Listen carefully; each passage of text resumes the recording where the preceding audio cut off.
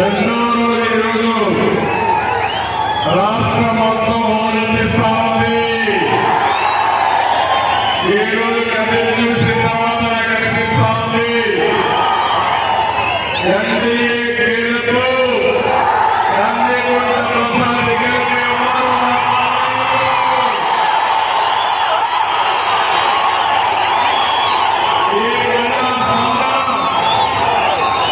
మార్పుకు తిరగలేని సంకేతంగా ఇది కేవలం ఒక రాజకీయ పార్టీకి చెందిన ఉత్సాహం కాదు. వైసీపీని ఓడించి ఇంటికి పంపాలని ప్రజల్లో ఉన్న కసికి ఒక ఉదాహరణ. మీరు కసి ఉంది, కోపం ఉంది. వైఎస్ఆర్ కాంగ్రెస్ పార్టీ వల్ల మీ జీవితాలు నాశనం అయిపోయినాయి. తిరిగి చిత్తు చిత్తుగా ఫ్యాన్లో ముక్కలు చేసి వేసి వాసన పడేయాలి.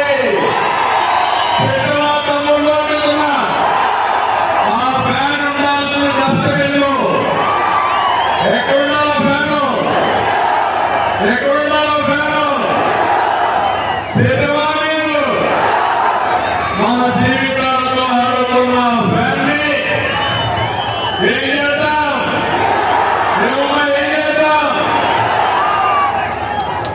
ఎన్నికలన్నీ రిజల్ట్స్ వచ్చేసాయి. నేను బయలుదేరాను, మీ ఉత్సాహం చూశాను. ఇది అన్స్టాపబుల్, ఎవరు ఆపలేరు. నిన్న ఈరోజు జగన్మోహన్ రెడ్డి సభలో సిద్ధం అన్నారు. మేము సిద్ధాన్ని ఓడించడానికి ప్రజలందరూ కూడా సహాయకరంగా ప్రారంభించారు. పాపం ఫ్రస్ట్రేషన్ లో ఉన్నారు, డిప్రెషన్ లో ఉన్నారు. ఈ గదిని చూసిన తర్వాత ఎన్నిటి మీద పడతాయో నాకు తెలియదు. అందుకని నేనేదో ఈ మాట ఓవర్ కాన్ఫిడెంట్ గా చెప్పడం లేదు. ప్రజలతో చెప్తున్నా, మీ కాన్ఫిడెన్స్ చెప్తున్నా. ప్రతి ఒక్కరూ చెప్పేది ఒకే మాట, జగన్ దిగిపోవాలి, రాష్ట్రం బాగుపడాలి. నా జీవితంలో ఎన్నో ఎన్నికలు చూశాను. ఇలాంటి ఉత్సాహం ఎన్నిక 1994లో చూశాను. ఆ రోజు కాంగ్రెస్ పార్టీ పూర్తిగా ఓడిపోయి మొత్తం తెలుగుదేశం పార్టీని గెలిచాం. ఈ రోజు నేను మిమ్మల్ని కోరేది, నేను మీలో ఒక చైతన్యం తేవడానికి వచ్చాను. 5 సంవత్సరాల్లో ఏం జరిగిందో ఒకసారి గుర్తు చేయడానికి వచ్చాను. మిమ్మల్ని అందరినీ కార్యక్రమంలో చేయడానికి ఈ రోజు ఇక్కడికి వచ్చాను. ఇది 6వ మీటింగ్. మీటింగ్ బై మీటింగ్ చూస్తే సూపర్ హిట్ అవుతున్నాయి. ఈ రోజు ఒక విషయమే నేను అడుగుతున్నా, జగన్మోహన్ రెడ్డి నమ్మిన వారిని నిలువునా ముందే మోసగాడి. దీనికి ఉదాహరణ రాయలసీమ. ఎన్నికల ముందు మీకు మాటలు చెప్పారు, విశ్వాసం కలిగించారు. ఆయన నమ్మి నమ్మకంతో 52 సీట్లు అసెంబ్లీలుంటే 49 సీట్లు ఇక్కడ గెలిపించారు. గెలిపించారా లేదా? అతను చేసిన పని నెత్తిన చేయి పెట్టారు, బుగ్గలు నిండారు, ముద్దులు పెట్టారు. మీరు 5 వారిగా కరిగిపోయారు. మంచి మనసున్నారు మీరందరూ. ఇప్పుడేం చేశారు? నేను అడుగుతున్నాను మిమ్మల్ని అందరినీ, మీకోసం జగన్మోహన్ రెడ్డి రాయలసీమ కోసం ఏమన్నా ఆలోచించారా? నేను రాయలసీమ బిడ్డని, ఈ గడ్డ మీదనే పుట్టా. నేను సవాలు విసురుతున్నా. ఒక్క పని ఎప్పుడైనా మిమ్మల్ని గురించి ఆలోచించాలా అని అడుగుతున్నా. ఈ 5 నెలల్లో ఒక్క ఇరిగేషన్ పూర్తి చేసిన తమ్ముళ్ళు ఇరిగేషన్ ప్రాజెక్ట్ ని 1 ఎకరా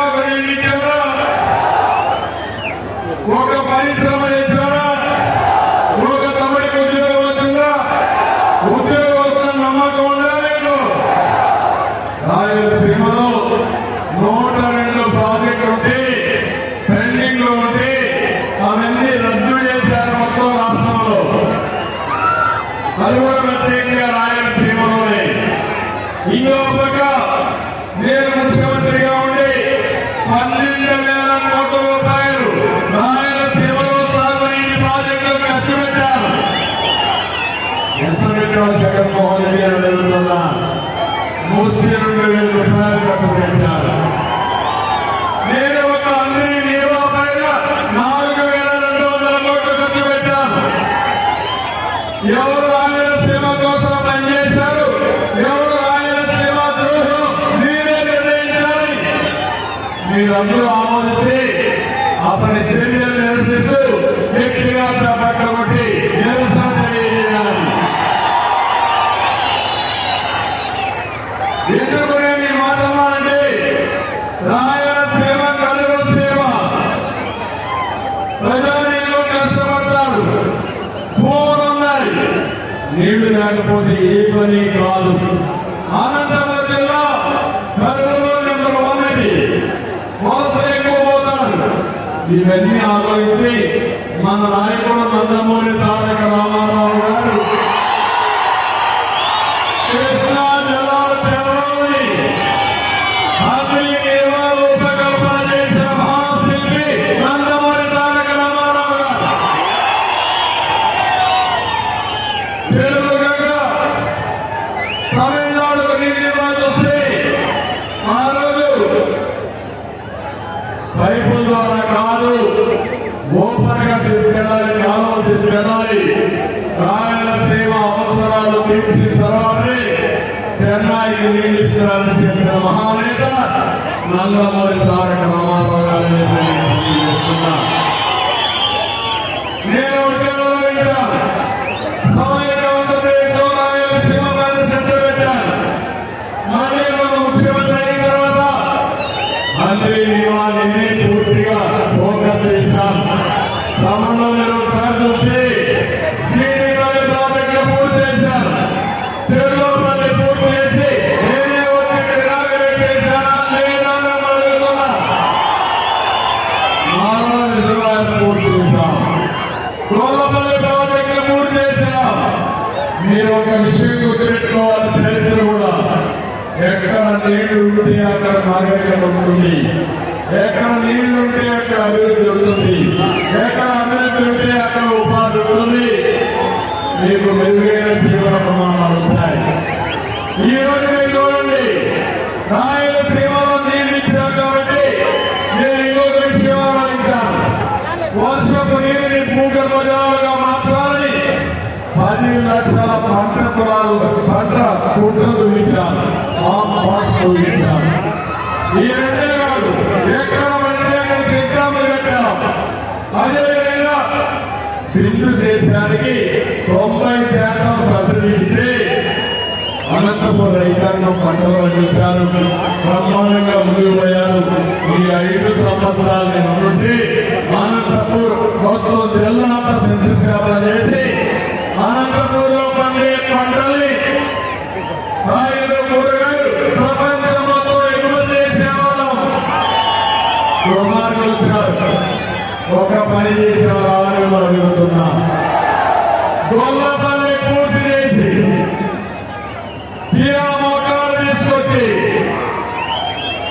కొన్ని వేల మందికి ఉద్యోగాలు ఇచ్చిన ఘనత తెలుగుదేశం పార్టీ కావాలని అడుగుతున్నా. ఇక్కడే మాట్లాడుతున్నాడు. ఆ రోజు ఎమ్మెల్యేగా ఉన్నాడు. నేను ఒకటే చెప్పడానికి, ఈ పరిశ్రమ రావాలి.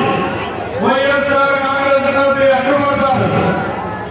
ఏ మాత్రం అభివృద్ధి చేయమంటే అది పూర్తి చేసినా ఈ రోజు 12 లక్షల కార్లు ప్రపంచం అంతా తిరుగుతున్నాయంటే ఆ కార్లు తయారు చేసేది గర్వ ప్రాంతమైన అనంతపూర్ అంటే ఇది మనకు గర్వ కారణం.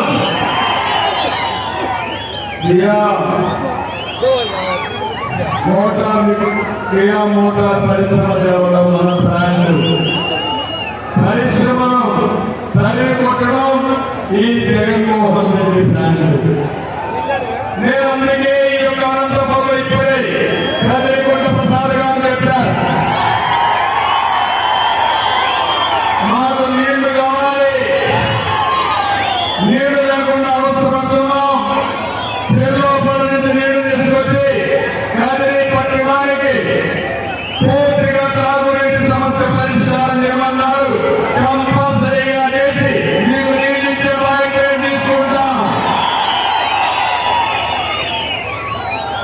నేను సేవకు నిండు చేస్తే జగన్ సేవకి రాజకీయ హింస తీసుకొచ్చాడు.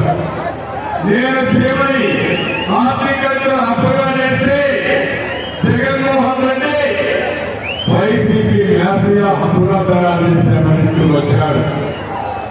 ఈ రోజు మీరు ఒకసారి చూడండి, ప్రజాగం సాక్షిగా అడుగుతున్నా, నేను చెప్పడం కాదు, మీరు చెప్పండి, రైతుల బాగున్నారా అని అడుగుతున్నా,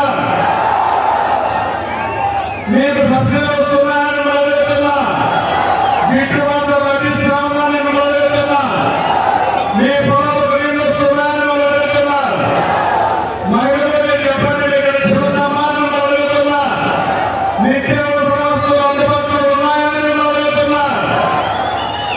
యువత మీరు చెప్పండి, ఉద్యోగం వచ్చిందా తమ్ముళ్ళు అని అడుగుతున్నా, జాబ్ గ్యారెంటీ ఇచ్చేవారని అడుగుతున్నా, మెగా డిఎస్సీ పెట్టేవారని అడుగుతున్నా, కార్మికులు కూలీలు మీరు చెప్పండి, మీకు ఉపాధి దొరుకుతా ఉందా, కడుపు నిండా తిండి తింటున్నావా అని అడుగుతున్నా, భవన నిర్మాణ కార్మికులు మీరు చెప్పండి, మీకు ఉంటుందా అని అడుగుతున్నా. పాపం ఉద్యోగస్తులు ఉన్నారు, అక్కడ కూడా పోలీసులు అన్నారు, ఏమైనా మీకైనా నెలవారీగా జీతాలు వస్తున్నాయా అని అడుగుతున్నా, మొదటి జీతాలు వస్తున్నాయని అడుగుతున్నా. కానీ ప్రావిడెంట్ ఫండ్ కట్టుకొని అందులో అయినా మీరు డబ్బు తీసుకునే పరిస్థితిలో ఉన్నారా గుర్తు చేసుకొని చెప్పమని మా ఉద్యోగస్తులందరూ అడుగుతున్నా. అవునా కావాలని అడుగుతున్నా. అందుకే ఈ రోజు నేను ఇంకొక పక్కన చూస్తే చాలా దుర్మార్గంగా బీసీ, ఎస్సీ, ఎస్టీ, మైనారిటీ వర్గాలు అడుగుతున్నా, కార్పొరేషన్ ₹1 నిధులు వచ్చాయా మీకు? ఇంకో పక్క ఎంత నష్టపోయారో మీరు ఒకసారి ఆలోచించుకోవాల్సిన అవసరం ఉంది. ఎంత ఆవేదన ఉందో ఈ రాష్ట్రంలో మీరు ఒకసారి ఆత్మ పరిశీలన చేసుకోవాల్సిన అవసరం ఉంది. నిన్ననే ముసుగు వీరుడు జగన్మోహన్ రెడ్డి మొన్నటి వరకు పరదాలు కట్టుకొని తిరిగాడు. నిన్న మాత్రం బయటకు వచ్చాడు. బయటకు వచ్చి బుల్లెట్ ప్రూఫ్ బస్సులో వచ్చాడు. బస్సు దిగడాల మీరు బస్సు దిగితే ఏమీ కనపడదు. నా మాదిరిగా రోడ్డు మీదకి రండి, ప్రజలకు వెళ్ళండి, వాస్తవాలు తెలుస్తాయి. మీరు అడిగిన సమాధానం ఇచ్చి ప్రజలను రక్షిస్తారు. నిన్నన్నాడు నంగనాచిగా మాట్లాడాడు. కదిరిలో ఉన్నాం మనం, కదిరి పక్కనే ఉంది పులివెందల.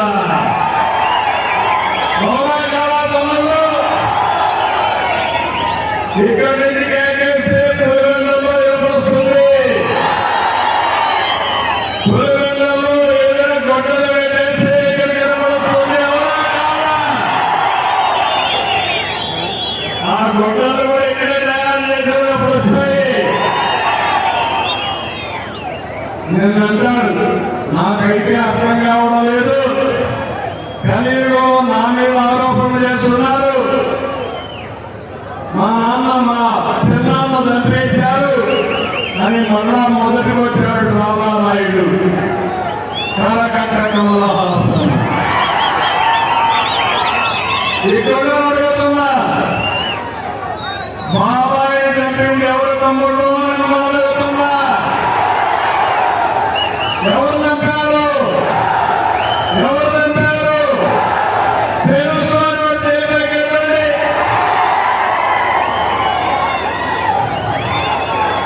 జగన్మోహన్ రెడ్డి అంటున్నారు తెలుసా, దేవుడికే తెలుసు నేను ఏ తప్పు చేయలేదు.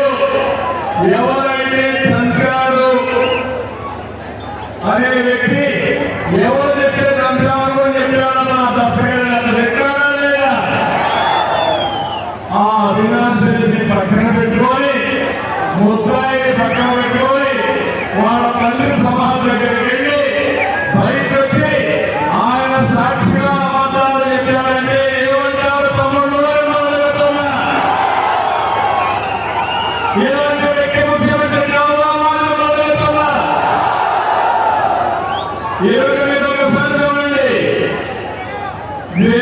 మంగళరెడ్డి కూతురు తెలంగాణ హైకోర్టు వద్ద ప్రెస్ కాన్ఫరెన్స్ పెట్టింది.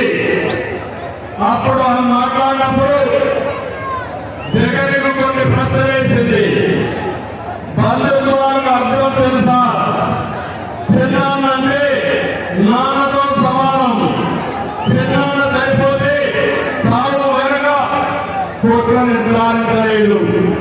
చిన్నాన్న కుమార్తెపైనే నిందలు వేయడం న్యాయమా? మీ చెల్లి కోర్టు చుట్టూ తిరుగుతుంటే అన్నగా మీకు బాధ్యత లేదా? నాపైనే కేసులు పెట్టి నన్ను వేధించడం ఇదేమైనా న్యాయమా? చిన్నాన్న చనిపోయి 5 ఏళ్ళు అయింది. 5 ఏళ్లలో మీ ప్రభుత్వం ఉన్నా ఏం చేశారు? ప్రతిపక్షంలో ఉన్నట్టు మీరు మాట్లాడుతున్నారు. ఇది సరికాదు. మీరు చేయాల్సిన పని సరిగా చేయడానికి నేను బయట రావాల్సి వచ్చింది. వివేకాన్ని హత్య చేసిన వారిని రక్షణ కల్పిస్తున్నారు. హత్య చేసిన వ్యక్తి ఎవరు కల్పించారో స్పష్టంగా చెప్పారు. నిందితులు వెనక వైఎస్ అవినాష్ రెడ్డి, భాస్కర్ రెడ్డి ఉన్నారని చెబుతున్నారు. మీ ప్రభుత్వం నుండి కూడా నిందితులకు మీ ప్రభుత్వమే భద్రత కల్పిస్తున్నారు. గతంలో మీరే సిబిఐ ద్వారా కావాలన్నారు. ఇప్పుడు మీరే వద్దంటున్నారు. నిందితులని సిబిఐ చెప్తున్నా ఓటు వేయాలని మీరు అడుగుతున్నారు. మీ చిన్నాన్ని చంపించిన వ్యక్తికి ఓటు కోరడం తప్పు కాదని చెప్పి అన్నాన్ని పరిగే పరిస్థితి వచ్చింది. వ్యక్తికి ఓటు కోరడం తప్పనిపించలేదా? 5 ఏళ్ల అధికారం వల్ల చిన్నాన్న గుర్తురాలేదా? ఎన్నికలు రాగానే ఇప్పుడు చిన్నాన్న గుర్తొచ్చారా? సానుభూతి కోసమే ఎన్నికల వేళ చిన్నాన్న తెరపైకిస్తున్నారు. నేను పోరాడేది న్యాయం కోసం, మీరు పోరాడేది పదవుల కోసం. ఒక ఆడబిడ్డ మనసుంటే మీరేం చేస్తారు తమ్ముళ్ళు అడుగుతున్నా. జగన్మోహన్ రెడ్డికి సపోర్ట్ చేస్తారా? సునీతగా సపోర్ట్ చేస్తారా? అడుగుతున్నా. సునీతకు సపోర్ట్ చేస్తారా? పేరుపై కట్టండి. జగన్మోహన్ రెడ్డి చెప్పిన వాస్తవం పేరుపై కట్టండి. జగన్మోహన్ రెడ్డి చెప్పిన వాస్తవం నమ్మకాలను అడుగుతున్నా. ఇలాంటి అన్యాయాలు చేసి, ఘోరాలు చేసి, నేరాలు చేసి, ఆ నేరాలు మనపైన పెట్టాలని విఫల ప్రయత్నం చేసి మళ్ళా సానుభూతి కోసం ప్రయత్నం చేస్తున్నా అంటే ఈ రాష్ట్రం ఏమైపోతుందో ఆవేదన, నా బాధ.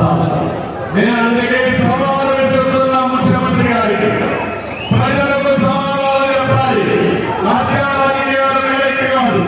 ఎవరు హత్య చేసినా వాళ్ళు శిక్షించాలి. దానికి మీరు సిద్ధమని సవాలు విసురుతున్నా. తమలో ఇవన్నీ ఒకటైతే రంజాన్ మాసం వచ్చేది ప్రభుత్వం ధార్మిక చింతన కలిగే రంజాన్ మాసం. మన ఖురాన్ చెప్పేది పేదలకు సహాయం చేయమని. ఆ సిద్ధాంతాన్ని తెలుగుదేశం పార్టీ కూడా గట్టిగా నమ్ముతుంది. నేను అందుకనే చూస్తే ఎన్డీఏలో ఉన్నప్పుడే వాజ్పేయి గారు ప్రధానమంత్రిగా ఉన్నప్పుడు 13 జిల్లాల్లో ఉర్దూలో భాష చేసిన పార్టీ తెలుగుదేశం పార్టీ, తెలుగుదేశం ప్రభుత్వాలు. హైదరాబాద్ లో ఉర్దూ యూనివర్సిటీ సెంట్రల్ గవర్నమెంట్ సహకారంతో తీసుకొచ్చిన పార్టీ తెలుగుదేశం పార్టీ. ఆ రోజే ఆర్ట్ హౌస్ కట్టి నేరుగా హైదరాబాద్ నుంచి జెండాకు ఫ్లైట్ ఏర్పాటు చేసిన party Telugu Desam party. First time మైనారిటీలో చాలా మంది పేదవాళ్ళు ఉన్నారని మైనారిటీ ఫైనాన్షియల్ కార్పొరేషన్ ఏర్పాటు చేసిన ఏకైక వ్యక్తి నందమూరి తారక రామారావు గారు. ఈ విషయాన్ని ఈ రోజు కూడా ఆంధ్రప్రదేశ్ రాష్ట్రం వచ్చిన తర్వాత మళ్ళీ కర్నూలు వేదికగా ఉర్దూ యూనివర్సిటీ పెట్టాం. కడప, విజయవాడలో ఆర్ట్ హౌస్ పెట్టాం. రంజాన్ తోఫా ఇచ్చాం.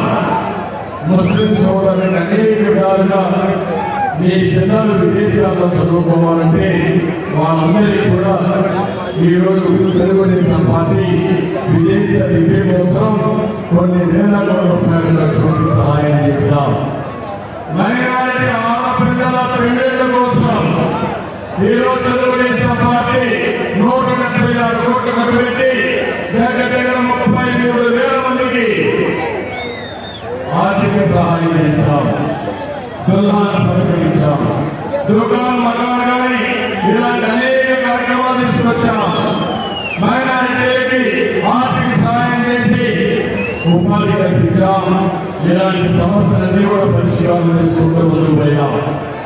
ఈరోజు వైఎస్ఆర్ కాంగ్రెస్ పార్టీ చెప్తున్నారు, నేనేదో బీజేపీ మేమందరం కలిసాలి. నేను ఒకే ఒక విషయం మిమ్మల్ని కోరుతున్నా, ఈరోజు మేము బీజేపీ జనసేన కలిసామంటే ఈ రాష్ట్రాన్ని కాపాడుకోవడానికి కలిసామని పైకి కాదు. రాష్ట్రం దివాలా తీసింది. 12 లక్షల కోట్ల అప్పు చేశారు. నేను ఈ రోజు ఆలోచించాం, రేపు కూడా ఆలోచిస్తున్నాను. మళ్ళీ గాలి చక్ర పరిపాలన ఘాట్లో పెట్టాలంటే, ఆంధ్ర రాష్ట్రాన్ని బాగు చేయాలంటే అందరం కలిసి ఉండాలి. అందుకే మేము అందరం కలిసి ఈ రోజు నేను ముందుకు వచ్చాం. నేను ఒకటే ఆలోచిస్తున్నా, ఎన్డీఏలో ఉన్నప్పుడు కూడా ఎప్పుడు మీకు అన్యాయం జరగలేదు. 5 ఏళ్ళు అన్ని బిల్లులకు సపోర్ట్ చేసి ఇప్పుడు నాటకాలు ఆడితే మీరు నమ్మతారా లేదా మీరు ఆలోచించాలని మనందరినీ కోరుతున్నా. ఎప్పుడో 4% ఉద్యోగాల కోసం రిజర్వేషన్ పెట్టారు. 2014 అంతకు పెట్టి అవి కూడా ఎక్కడ ఇబ్బంది లేకుండా సుప్రీంకోర్టులో కూడా ఫైట్ చేసిన పార్టీ తెలుగుదేశం పార్టీ. కాబట్టి ఈరోజు కదిరిలో ముస్లింస్ ఉన్నారు, హిందూస్ ఉన్నారు, అందరూ ఉన్నారు. నేను ఒకటే చెప్తున్నా, మా కలయిక ఏదో మా అధికారం కోసమో సీట్ల కోసం కాదు, దెబ్బతిన్న రాష్ట్రాన్ని కాపాడాలని. ఒక విషయమే చూడండి, ఎక్కడ చూసినా అవినీతి, మద్యంలో అవినీతి, దేశాన్ని పెట్టి నాశనంగా మద్యం తీసుకొచ్చారు. ఇంకో పక్క గంజాయి వచ్చేది, అదే మరి డ్రగ్స్ వచ్చాయి. నేను అడుగుతున్నా, ఈ రోజు ఇక్కడ ఉండే మీ అందరినీ ఈ గంటలో గంజాయి దొరకటా ఉండాలి తమ్ముడు చెప్పమని అడుగుతున్నా. ఎవరు కాలం మీకు ముఖ్యమంత్రి ఎవరో కాదా?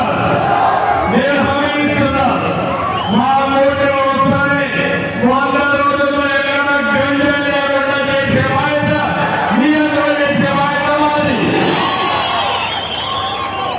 బాధ్యత లేని ప్రభుత్వం వచ్చింది. ఇప్పుడే తమ్ముడు చెప్పారు, డిఎస్సి మొదటి సంతకం పెడతా, మెగా డిఎస్సి ఇస్తా. 2 నెలలు 3 నెలలు ప్రాసెస్ పూర్తి చేసి నేను ఉద్యోగాన్ని బాధ్యత తెలుగుదేశం పార్టీ తీసుకుంటాం. ఇంత మునుపు చూసి అనేక సార్లు డిఎస్సి పెట్టాం. నేను ముఖ్యమంత్రిగా 14 సంవత్సరాలుంటే 8 సార్లు డిఎస్సీ పెట్టాను. 1,50,000 మందికి ఉద్యోగాలు ఇచ్చాను. ఎన్టీ రామారావు గారు ముఖ్యమంత్రిగా 3 సార్లు డిఎస్సీ పెట్టాడు. 5 సంవత్సరాలు జగన్మోహన్ రెడ్డి ఒక డిఎస్సీ పెట్టినవా అని అడుగుతున్నా. సమాధానం చెప్పమంటున్నా. ఏ ఉద్యోగాలు డిమాండ్ చేస్తున్నానని కూడా మీకు తెలియజేస్తున్నా. క్రమంలో మీరందరూ కూడా సిద్ధంగా ఉండాలి. జగన్ రెడ్డి సిద్ధంగా ఉండు. నిన్ను నీ ప్రభుత్వాన్ని వచ్చి కోరుకోవడానికి ప్రజలు సిద్ధంగా ఉన్నారు. నీ అహంకారం కూలిపోతుంది. అదే 13వ తారీఖు నీ పెద్దనం పడిపోతుంది. నీ అక్రమాలకు ముగింపు కలుగుతుంది. కేరళలో ప్రజలు భద్రత ఉన్నారు.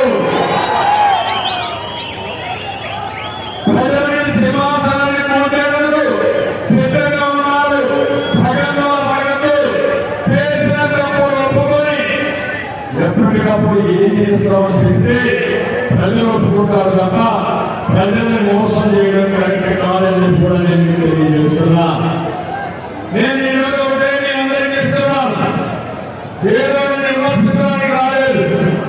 ఇక్కడ మీ అందరికీ స్పష్టమైన హామీ ఇస్తున్నా. అందులో మీరు చూస్తే మహిళలు ఉన్నారు. మహిళలు న్యాయం చేసిన పార్టీ తెలుగుదేశం పార్టీ, అభివృద్ధి చేసిన పార్టీ తెలుగుదేశం పార్టీ. ఈరోజు మీరు ఒక విషయం చూస్తే మొట్టమొదటిసారిగా ఆస్తిలో సమాన హక్కు ఇచ్చింది మహిళలకు గౌరవనీయులు ఎన్టీ రామారావు గారు. పద్మావతి యూనివర్సిటీ పెట్టింది ఎన్టీ రామారావు గారు. ఇంకో పక్క నేను ముఖ్యమంత్రి అయిన తర్వాత డాక్రా సంఘాలు పెట్టా, ఆర్థిక స్వావలంబన కోసం కష్టపడ్డా. అంతేకాకుండా పొదుపు ఉద్యమం నేర్పించాం, వంట గ్యాస్ ఇచ్చినాం. అదే మాదిరిగా ఉద్యోగాల్లో కాలేజీలో 33% రిజర్వేషన్ పెట్టాం. ఈరోజు నా ఆలోచన మళ్ళీ మహిళలను మొదలుపెట్టి వాళ్ళ ద్వారా మీ కుటుంబాన్ని ఆర్థికంగా పైకి తేవాలని ఒక మహత్తరమైన కార్యక్రమంతో నేను ముందుకు వస్తున్నా. అందుకని ఆడబిడ్డ నిధి 18 ఏళ్ళు నిండినటువంటి ప్రతి ఒక్క మహిళకు 1500 రూపాయలు మీ అకౌంట్ వేసే బాధ్యత తెలుగుదేశం పార్టీ తీసుకుంటాం, మిగతా రాష్ట్రాలు తీసుకుంటాం. ఇద్దరుంటే 3000 వస్తుంది, ముగ్గురుంటే 4500 వస్తుంది, నలుగురుంటే 6000 వస్తుంది. ఎలాంటి విశేషణ లేకుండా 12 సంవత్సరాల పైన అందరికీ ఆర్థిక సహాయం చేసే బాధ్యత, 15 రూపాయలు ఇచ్చే బాధ్యత మా కోటలు తీసుకుంటామని చెప్పని మీకు తెలియజేస్తున్నా. ఇంకో పక్కన తల్లికి వందనం, పిల్లలందరికీ ఎంతమంది పిల్లలుంటే ఎంతమందికి 15,000 ఇస్తాం. ఒకరుంటే 15,000, ఇద్దరుంటే 30,000, ముగ్గురుంటే 45,000, నలుగురుంటే 60,000.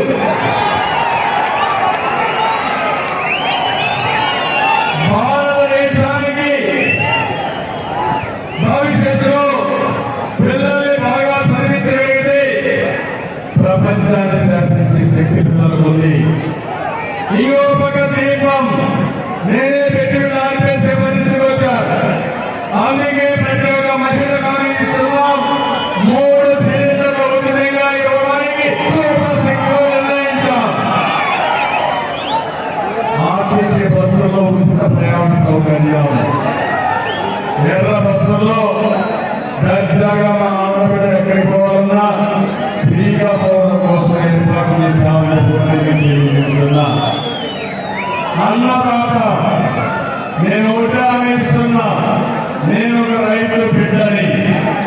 రైతును రద్దు చేయడం నా ధ్యేయం. అనంతపురం జిల్లాలో నెంబర్ 1 చేయగలుగుతాం. అందుకే అన్నదాత కింద ప్రతి రైతుకు 20,000 రూపాయలు ఇస్తాం, బిల్లు సీజన్ ఇస్తాం, సబ్సిడీలు పెట్టాం, ఆర్థిక ప్రోత్సాహాలు ఇస్తాం. అన్ని విధాలు అభివృద్ధి చేసి రైతులను ముందుకు తీసుకుపోతామని కూడా నేను మీకు తెలియజేస్తున్నా. యువగణం, యువత ఏ క్రమంలో ముందుకెళ్తున్నా. జాబ్ రావాలంటే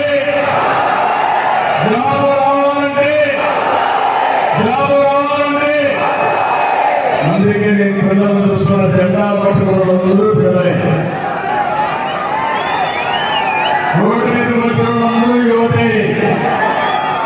ఒకటే చెప్తున్నా, మీ అమ్మ నాన్న కష్టపడి మిమ్మల్ని చదివించారు. దుర్మార్గుల వల్ల మీకు ఉద్యోగం రావడం లేదు. నేను హామీ ఇస్తున్నా, 5 ఏళ్లలో 45 లక్షల ఉద్యోగాలు ఇచ్చే బాధ్యత మా కూటమిది. సంవత్సరానికి 4 లక్షల చొప్పున 20 లక్షలు ఇస్తాం.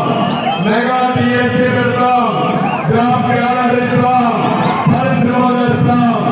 ఈ రాష్ట్రాన్ని ఒక పరిశ్రమలతో ముందుకు తీసుకుపోవడం కోసం ఇప్పుడే అడిగారు. రాజుల్లో ఊరుకునే పరిశ్రమలు వస్తే బాగుంటుందని. తప్పకుండా ఎందుకంటే నేషనల్ హైవే పోతుంది, నీళ్లు వస్తాయి,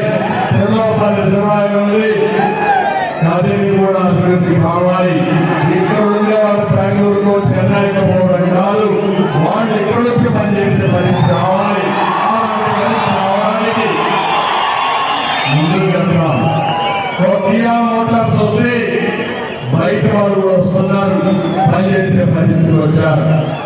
ఇంకో పక్క వర్క్ ఫ్రమ్ హోమ్ కూడా తీసుకొస్తాం. ఈ రోజు మీ ఇంటి దగ్గర మీరు కూర్చొని ప్రపంచ కంపెనీలో పనిచేసే విధానానికి శ్రీకారం చుట్టాం. మీ ఇంట్లో బోర్డు కొట్టి మండల హెడ్ క్వార్టర్లో వర్క్ స్టేషన్ పెట్టి నేరుగా మండల హెడ్ క్వార్టర్ పోయి అక్కడ పనిచేసే విధానానికి శ్రీకారం చుట్టాం. దీనివల్ల మీరు ఎక్కడికో ఉద్యోగాన్ని పోవక్కర్లేదు. అమ్మా నాన్న చూసుకొని మీ ఊళ్ళో మీరుండి దర్జాగా డబ్బులు సంపాదించే విధానానికి శ్రీకారం చుట్టాం. ఇది అసాధ్యమే కాదు. దీనికి కావాల్సిన నైపుణ్యం ఇప్పిస్తాం. ప్రపంచంలో ఉండే కంపెనీ తీసుకొస్తాం. మిమ్మల్ని ప్రపంచానికి అనుసంధానం చేసి వర్చువల్ వర్క్కి ప్రమోట్ చేస్తామని కూడా నేను తెలియజేస్తున్నా. ఇంటింటికి మంచిగా ఇస్తాం. బీసీలకు రక్షణ చట్టం తీసుకొస్తాం. నా ఆలోచన ఉంటే ఈ దేశంలో ఈ రాష్ట్రంలో పేదరిక నిర్మూలన జరగాలి. సంపద సృష్టించడం ఈజీ అయింది, కానీ ఆ సంపద పేదవాడికి రావడం లేదు, చేరడం లేదు. నా జీవితాశయం పేదరికం లేని సమాజాన్ని చూడాలనేది నా ఆశయం. నేను ఏ పని చేసినా ఈ పేదవాళ్ళ దృష్టిలో పెట్టుకునే పని చేస్తాను. ఎక్కడ పేదవాడు ఉంటే అక్కడ నేనుంటా. మీకు అండగా ఉండే మన పైకి తీసుకొచ్చే బాధ్యత మాది. ఇంకో పక్క పింఛన్లు ఎవరు పెట్టారు? తమ్ముళ్ళు పింఛన్లు ఎవరిచ్చారు? పింఛన్లు మొట్టమొదటిసారిగా మన నాయకుడు ఎన్టీ రామారావు గారు 30 రూపాయలకు ప్రారంభించారు. నేను 75 రూపాయలు చేశాను. మళ్ళా 2014 200 రూపాయలు పింఛనుంటే ఒకేసారి 1000 రూపాయలు చేశారు. మళ్ళా దాన్ని 2000 రూపాయలు చేశారు. నేనే వచ్చుంటే 3000 రూపాయలు చేసేవాడిని మొదటి నెలలోనే. 5 ఏళ్ళు పట్టింది 1000 రూపాయలు పెట్టడానికి. ముక్కి 1000 రూపాయలు పెట్టారు. అందులో ఆంక్షలు పెట్టారు. ఈ రోజు ఆలోచిస్తున్నా వృద్ధులందరికీ కూడా వేతనంతో కానీ వృద్ధులు కానీ వికలాంగులు కానీ పింఛన్లు పెంచుతాం. ప్రతి ఒక్కరికి 4000 రూపాయలు పింఛను పెంచి ఇస్తాం. ఇంటి దగ్గరనే పింఛను ఇప్పిస్తాం. మొదటి తారీఖునే పింఛను ఇస్తాం. ఎవరైనా ఒక నెల తీసుకోకపోతే 2వ నెలలో 2 నెలల పింఛను ఇవ్వడానికి 3 నెలలు ఇస్తాం. ఏ పేదవాడు ఇబ్బంది పడకుండా ఇది చేయడానికి నేను ముందుకు వస్తానని కూడా నేను తెలియజేస్తున్నా. ఇదే కాకుండా వెనుకబడిన వర్గాలకి 50 సంవత్సరాలకి పింఛను ఇచ్చే విధానం తీసుకొస్తాం. వెనుకబడిన వర్గాలంతా తెలుగుదేశం పార్టీకి సహకరించారు, సహకరిస్తూనే ఉన్నారు. వాళ్ళ రుణం తెచ్చుకుంటాను. సప్లాన్ చట్టం రాజకీయంగా, ఆర్థికంగా, సామాజికంగా పైకి తీసుకొచ్చే బాధ్యత తెలుగుదేశం పార్టీని కూడా నేను తెలియజేస్తున్నా. మైనారిటీల కోసం సప్లాన్ తీసుకొస్తాం. వాళ్ళకు కూడా న్యాయం చేస్తాం. ఇంకో పక్క ఎవరైతే మాదిగలు ఉన్నారో ఎప్పటి నుంచి పోరాడుతున్నారు. నేను 90 ఏళ్ళు మాదిగలకు కేటగరైజేషన్ తీసుకొచ్చి ఏబిసిడి కేటగరైజేషన్ తీసుకొచ్చిన పార్టీ తెలుగుదేశం పార్టీ. దానివల్ల సామాజిక న్యాయం జరిగింది. నిన్న మొన్న ఎన్నికల్లో నరేంద్ర మోడీ గారు కూడా ఇచ్చారు. దేశం మొత్తం కేటగరైజేషన్ తీసుకొస్తామని తప్పకుండా ఈ కూటమిని అండగా ఉంటా. తప్పకుండా కేటగరైజేషన్ తీసుకొచ్చి జిల్లాల వారికి తీసుకొచ్చి మీకు అందరికీ న్యాయం చేపిస్తామని అందరికీ ఆలోచిస్తున్నా. ఇవి కాకుండా ఇంకా చాలా సమస్యలు మనకి రాష్ట్రంలో ఉన్నాయి. ఆ సమస్యలన్నీ కూడా మనం పరిష్కారం చేసుకోవాల్సిన అవసరం ఉంది. అవన్నీ పరిష్కారం చేయడానికి మేము ముందుకు వస్తాం. ఇక్కడ స్థానికంగా వచ్చినప్పుడు 5 సంవత్సరాలు అవినీతి తప్ప అభివృద్ధి ఏమీ జరగలేదు. ఏమన్నా జరిగిన తమ్ముడు అడుగుతున్నా, జరుగుతున్న నమ్మకం అడుగుతున్నా. అన్ని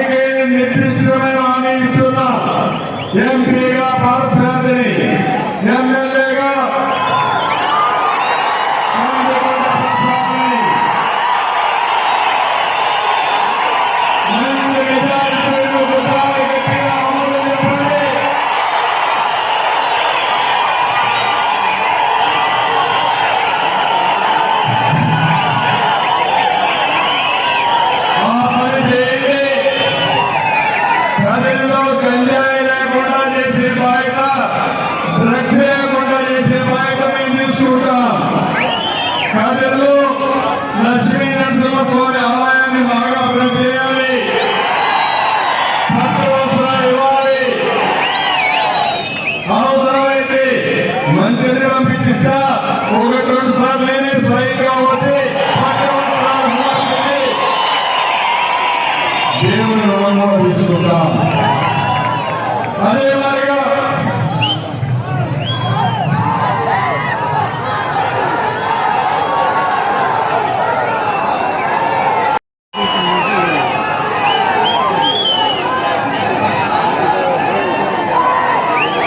ఇప్పుడే ప్రసాద్ గారు ఒక డిమాండ్ పెట్టారు. ఎప్పుడు కర్ణికొండ ప్రసాద్ వస్తే ఊరికే ఉండడం, ఏదో జరగానే ఉంటారు. అందరి నివాసాల ఎంపీ కొండ గాండ వెంట తలుపుల మండలాలకు తెలుగు అన్నారు. తప్పకుండా అన్ని తెలుగులో తెలుగుపల్లి నుంచి టౌన్కి రాగలేరు. అది ఇవ్వాలి, ఇచ్చే బాధ్యత మాది. ఎవరైతే పింఛన్లు ఇవ్వడానికి నేను ఎక్కువ ఆంక్షలు పెట్టారు, నేను 10 ఎకరాల అనంతపురం పెట్టి అభివృద్ధి చేశారు. ఆ నిబంధన మళ్ళీ కొనసాగిస్తాం. 10 ఎకరాలు తీసుకుంటాం. 90% సబ్సిడీతో స్ప్రింక్లర్లు, డ్రిప్ ఇవన్నీ ఇక్కడ పరిస్థితి తీసుకొస్తాం. కానీ బైపాస్ రోడ్ నిర్మాణాన్ని పూర్తి చేసి పాలిటెక్నిక్ కాలేజ్ నుంచి రాయచూరు రోడ్డు మీదుగా మదనపల్లి రోడ్డుకు అనుసంధానం చేసి రింగ్ రోడ్డు తీసుకొస్తాం. అసంపూర్తిగా ఉన్న మైనారిటీ ఉద్యోగ శిక్షణ స్కూల్ ని మరియు పాలిటెక్నిక్ మహిళా కళాశాల పూర్తి చేస్తాం. మైనారిటీ రెసిడెన్షియల్ స్కూల్ మరియు హాస్టల్ నిజామాబాద్ కాలనీ మరియు ఫారెన్ స్కూల్ సమీప నిర్మాణం పూర్తయినాయి. వాటిని వాడుకలు తీసుకురాలేదు, అవి కూడా తీసుకొస్తాం. ప్రభుత్వం వస్తానే కవరస్థానంలో 14 లక్షల రూపాయలతో సెక్యూరిటీ నిర్మాణం చేపట్టి ఇప్పటికీ దానికి డబ్బులు ఇవ్వలేదు. ఎక్కడ చూసినా బకాయిలు ఇవన్నీ ఇస్తామని తెలియజేస్తున్నా. కానీ అండర్ గ్రౌండ్ డ్రైనేజ్ కావాలి, ఈ అండర్ గ్రౌండ్ డ్రైనేజ్ కూడా చేస్తామని భావిస్తున్నా. శ్మశాన వాటిగా ఇప్పుడే మన ఇద్దరు చెప్పారు, జనసేన నాయకుడు హిందూవులకి శ్మశాన వాటి లేదని మంచి ఆధునికమైనటువంటి ఆధునిక వసతులతో బహిరంగ ఏర్పాటు చేయడానికి ముందుకు పోతాం. కానీ దాంట్లో నిర్వహించడానికి ఇండస్ట్రియల్ పార్క్ కావాలన్నారు, అది కూడా ఏర్పాటు చేస్తాం. అదే మరి కోల్డ్ స్టోరేజ్ కావాలన్నారు, టమోటా ప్రాసెసింగ్ యూనిట్స్ కూడా రావాలి ఈ ప్రాంతంలో. అప్పుడే రేట్లు సేవగా ఉంటాయి. ఇది కూడా ఆలోచిస్తామని కూడా తెలియజేస్తున్నా. కానీ ఇంజనీరింగ్ కాలేజీ గవర్నమెంట్ ఎంపీ రంగాల్లో జూనియర్ కాలేజీ కావాలన్నారు. ఇంజనీరింగ్ కాలేజీ కానీ జూనియర్ కాలేజీ కానీ ఎక్కడెక్కడ లేవో అవన్నీ ఇవ్వడానికి ముందుకు పోతాం. కానీ రాయచోట రోడ్డు నిర్మాణం గవర్నమెంట్ వచ్చిన 3 నెలల్లోనే పూర్తి చేయాలని కోరారు. అనంతపురం జిల్లాలోని వ్యవసాయ రైతుల హామీ పథకం ద్వారా పనిచేసే కూలీలకు ప్రతి ఎకరానికి నరేగా అడిగారు. ఇది కేంద్ర పాలసీ ఎప్పటి నుంచో ఉంది. కేంద్రంతో సంప్రదించి ఏం చేయాలో చేస్తాం. ఇక్కడ ఉద్యోగస్తులు ఉన్నారు, నేను ఒకటే చెప్తున్నా, ఉద్యోగస్తులకు చాలా అన్యాయం జరిగింది. ఇంకా భయపడుతున్నారు. న్యాయం కోసం భయపడద్దండి. ఎన్నికల కమిషన్ అధీనంలో ఉన్నారు. మీ డ్యూటీ మీరు చేయండి. మీ గౌరవాన్ని పెంచే బాధ్యత మా కూటమి తీసుకుంటుంది. మళ్ళీ మీ గౌరవాన్ని పెంచడమే కాదు, పెన్షన్స్ కానీ ఇస్తున్నా 1వ తారీఖు పెన్షన్స్ కి పింఛన్ ఇచ్చే విధానానికి శ్రీకారం చుడతాం. ఉద్యోగస్తులు కూడా అన్ని విధాలు ఆదుకుంటాం. ఈ రోజు జరిగింది 12వ PRC వెంటనే ప్రకటించాలి. 30% అయ్యారు ఇవ్వాలి. ఇంటీరియం ఇది కూడా ఇవ్వాలి. నేను అడుగుతున్నా, మీ నాయకుడు ముఖ్యమంత్రి అడగకపోయారు కానీ ఈ రోజు మీరు నాయకుడు అయ్యారు. అదే ప్రజాస్వామ్యం.